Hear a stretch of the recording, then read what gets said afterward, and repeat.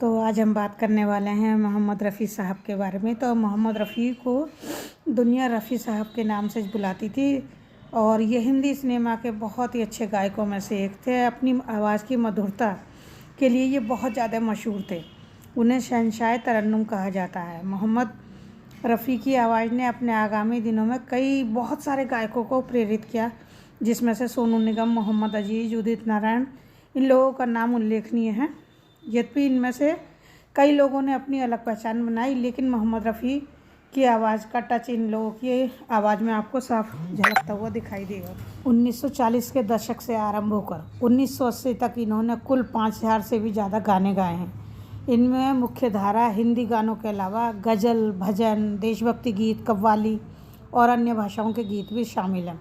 और इनके गाने जिन पर फिल्माए गए हैं उनमें गुरुदत्त, दिलीप कुमार, देवानंद, भारत भूषण, जॉनी वाकर, जॉय मुखर्जी, शम्मी कपूर, राजेंद्र कुमार, राजेश खन्ना, अमिताभ बच्चन, धर्मेंद्र, जितेंद्र और ऋषि कपूर आदि, गोविंदा, इन लोगों का नाम शामिल है। 24 दिसंबर 2017 को मोहम्मद रफ़ी जी के 93वें जन्मदिन पर गूगल ने उन्हें सम्मानित करते हुए उनकी याद में गूगल डूडल बनाकर उनके गीतों को उनकी यादों को समर्पित किया। इस डूडल को मुंबई के चित्रकार साजिद शेख द्वारा बनाया गया था। रफ़ी साहब गीतों में अपनी आत्मा डाल देते थे। यही वजह है कि हर श्रोता के दिल में बस जाते थे। रफ़ी साहब नेक दिल इंसान थे। वे हमेशा दूसरों की सहायता करने की सोचा करते थे। एक बार उन्होंने बॉलीवुड के मशहूर एक्टर की जेब में पैसों से भरा लिफाफा रख दिया था।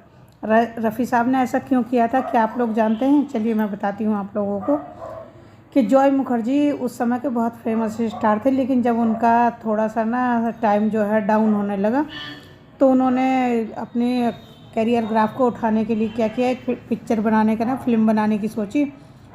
इस फिल्म में ही हमसाया फिल्म थी वो। इस फिल्म में जो था जॉय मुखर्जी खुद हीरो थे, शर्मिला टैगोर और माला सिन्हा उसमें हीरोइन थी। और इस फिल्म को बेस्ट बनाने के लिए जॉय मुखर्जी ने पूरी कोशिश की थी। फिल्म का संगीत ओपी नैयर ने दिया था और गाने मोहम्मद रफ़ी, आशा भोसले और महेंद्र कपूर ने गाए थे।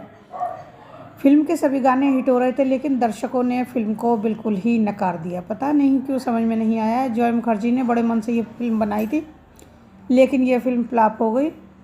जब ये फिल्म जो है फ्लॉप हो गई तो जॉय मुखर्जी को थोड़ी तंगी हो गई, परेशानी होने लगी। तो इसमें एक गाना था, बहुत अच्छा था, जो सोलो गाना था, जो बेहद सुपर हिट रहा था। फिल्म के लिए जॉय मुखर्जी ने रफ़ी साहब को उतनी ही फीस दी थी जितनी उस दौर में उनकी मार्केट वैल्यू थी।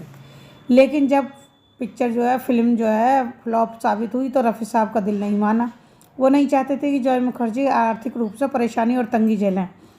ऐसे में वे एक दिन उनके घर गए और बातचीत के बाद पैसों से भरा लिफाफा उनकी जेब में रख दिया। अब जॉय मुखर्जी ने जो था लिफाफा देखा तो समझ गई कि रफ़ी साहब अपनी फ़ीस वापस करने आए हैं।